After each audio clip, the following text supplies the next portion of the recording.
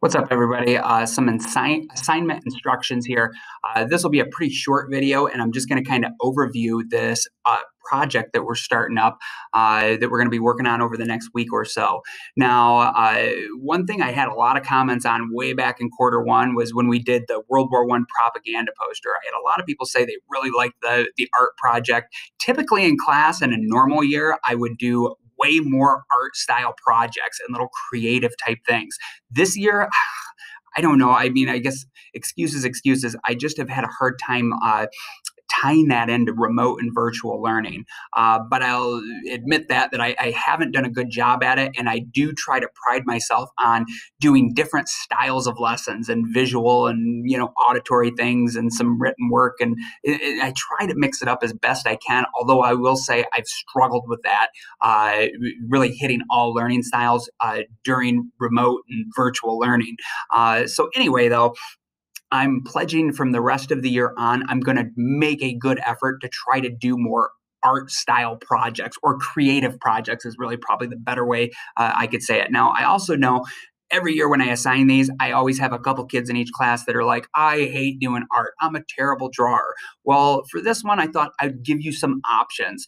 Either way, it's going to be worth the same amount of points. I'm going to have this handout attached to this post too, so you can feel free to look it over. And if it's too brief, or if this doesn't make sense to you, for goodness sakes, just shoot me an email, and I'm happy to give you clarification and send you a message back, or even schedule a phone or Zoom call with you, and I can definitely get you up to speed and answer all your questions. So you have two options here. Option one is you can basically make like a propaganda poster. You can do a piece of, and it doesn't have to be a propaganda poster, but when I've offered this before in the past, usually like 90% of kids end up doing something like a propaganda style poster like we had done in World War I. However, you're not limited to that. The requirements are you need to do some sort of piece of art. You need to create some art that would relate and tie into something we've learned about World War II. So it could be a propaganda poster, but it doesn't have to be. You could also, you could just make an awesome drawing, or draw some battle scene. You could go look up some imagery from World War II.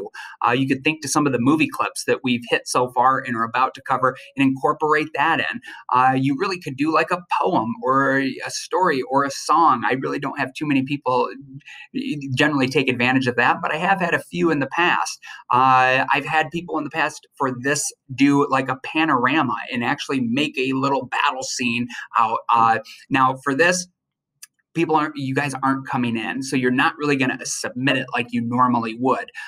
So if you choose to do the art style project, whether it's a poster or whatever you create, all you're going to do at the end of it is you're going to snap a picture of it and you'll submit it that way. And if for whatever reason you can't get it to submit on this post, you can always just email it to me, or hit me up if you're having problems with submission, and we will work something out. If you do the work, I promise you I'll find a way where we'll get you credit. I'll be able to verify it, look at it, and make sure you do it. Now, this is something, don't copy somebody else. I have a decent enough memory that if two people try to hand in the exact same poster, I'm going to recognize that. So, and I know at least I have a hunch that there's a fair amount of cheating and plagiarism going on these days, not just in my class, but kind of across the board. This is something you can't really do that for.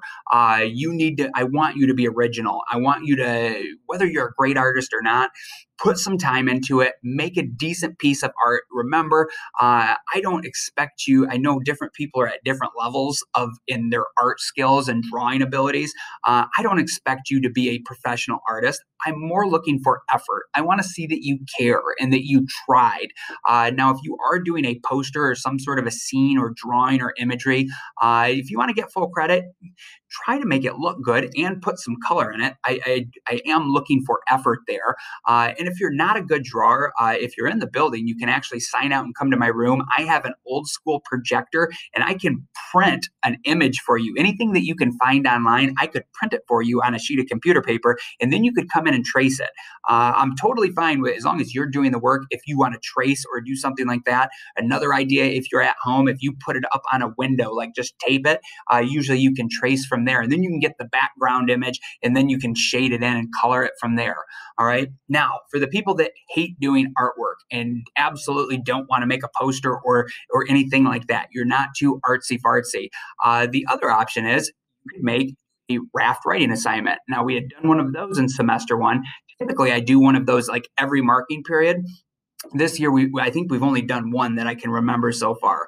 If you've forgotten the instructions to that, remember the RAFT stands for Role, Audience, Format, and Topic. So how a raft writing works, and this is just a creative writing assignment where you're going to find a photograph of any American from World War II. All right. Now I'll have kids ask if they can be like some baby in a photograph or a dog. Well, are babies or dogs like writing letters or doing any written work? No, they're not. So it doesn't have to be a soldier, though.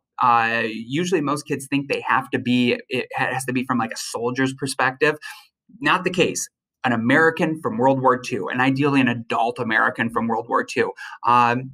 You're welcome to do a soldier. That would be totally fine. If you want to do a soldier in Patton's army, or one of the guys from the crew of the Memphis Belle, or maybe somebody on like a battleship or destroyer out there hunting U-boats, those would all be great. You find a photograph of an American, like a soldier, and then you're going to tell me which soldier you are in the photograph, and then you're going to do a piece of writing and pretend you're them. And you're really going to make up the story. It is a creative writing assignment. I don't expect it to all be factual, but it needs to be in a kind of a semi-accurate historical context. So if in your story, a flying saucer comes down and abducts you and takes you to Mars, and then they come back and use their ray guns to kill all the Nazis, that might be creative. It might be kind of fun to read, but that's not what happened. That's not in an accurate historical context. I want your story to seem believable and to have some actual like historical facts in there where you're incorporating some of the things that we've learned in class. Now, it doesn't have to be a soldier. You could do Rosie the Riveter. You could be, some girl working in a factory, and, your man's over there fighting in the trenches, and man, you miss him, and you're writing him a letter while he's out in combat. Just an idea there. You could be a minority. You could be a black guy who's pissed off that he is being segregated into separate units, but he feels like he has something to prove, and he's going to go over there and fight in his unit and earn some pride and show him that, black guys can fight just as good as white guys. It could be a black guy in a factory. It could be another idea for you. You could be a Japanese person. Remember, Japanese people, just because they looked like the enemy, they look Japanese, they get rounded up and put into internment camps. Actually, I've had some of the best raft writings I've ever got were from that perspective. Like they were pretending they were a Japanese father or mother, or even one of the children that was like put into an internment camp, and how you're kind of angry and bitter that you get rounded up and put in there, and how it's violating rights and stuff. So I threw out quite a few different ideas there. Anyway, just to sum up, you can do a nice piece of art that would tie into World War II, or you can do a creative writing assignment, a raft writing. Typically, those end up looking like a journal or diary entry, or they'll do like an interview or a speech, or probably the most common one is like a personal letter. You're writing a letter to somebody else from the perspective of some American that's being affected by World War II. Hopefully that makes sense to you. I feel like that was a pretty thorough explanation of your two options and what this assignment kind of entails.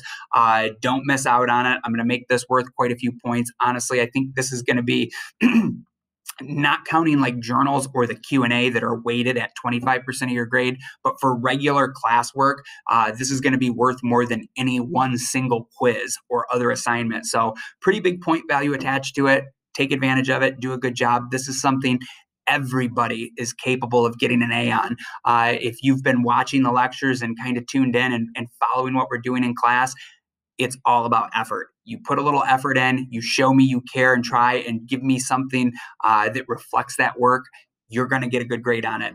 If you're struggling with it or you're stuck, hit me up. I'm happy to help. I'm happy to throw you more ideas and give you guidance and get you in the right direction. So go get after it. Do a nice job on this. Don't put it off to the last minute. I know a lot of people are procrastinating these days too. I'm in that group as well. Don't wait till the 11th hour. Don't wait till 11 o'clock on the day that it's due at midnight.